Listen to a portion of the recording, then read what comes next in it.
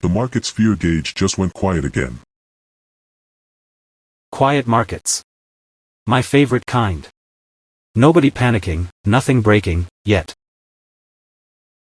That word "yet" is doing a lot of work in your sentence.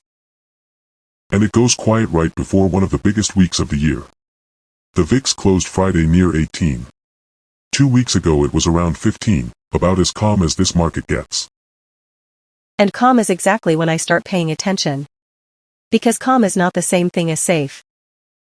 Here is where I push back. Low volatility is not a problem. Calm markets can stay calm for a long time. They can. And the longer they stay calm, the more people quietly unbuckle their seatbelts.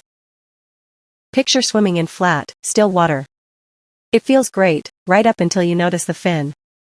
The VIX only tells you the water has been calm so far. Let's define it, because the VIX is not a mood ring. It measures how much movement the options market expects in the S&P over the next 30 days.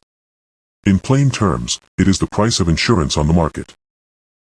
And right now, that insurance is cheap. Cheap, because the VIX looks backward at how calm things have been, then prices the near future off that. Which is the whole trap. The fear gauge is lowest when nothing has gone wrong yet. Not when nothing will. When nothing has. And we just watched that play out. On June 4th, the VIX was near 15, dead calm. The very next day the jobs report hit, and it jumped to around 21. From 15 to 21. The market went to sleep calm and woke up nervous, in a single session.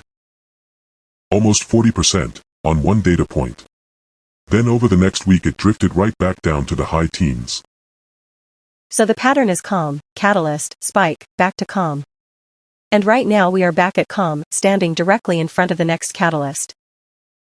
Which is what makes this week interesting.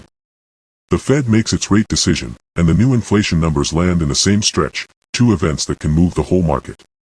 And the fear gauge is relaxed going in. The honest version, a low VIX does not predict a crash.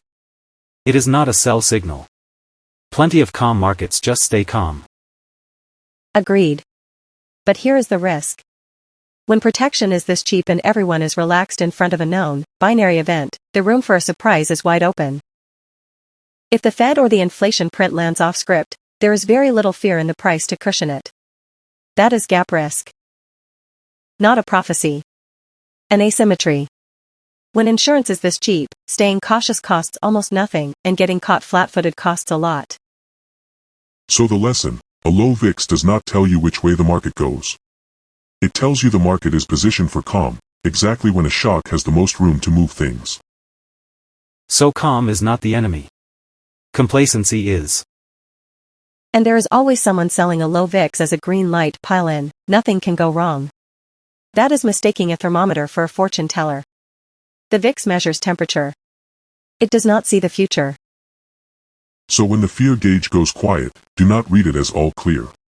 The market is calm, the insurance is cheap, and the next test has not happened yet.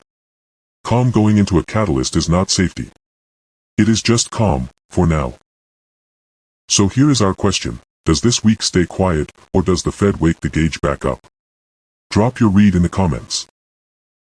And to be there when the gauge actually moves, subscribe and turn notifications on. The next episode picks up the moment this calm breaks. For the market notes behind each episode, follow Market Validation Lab on X, at MVL Lab.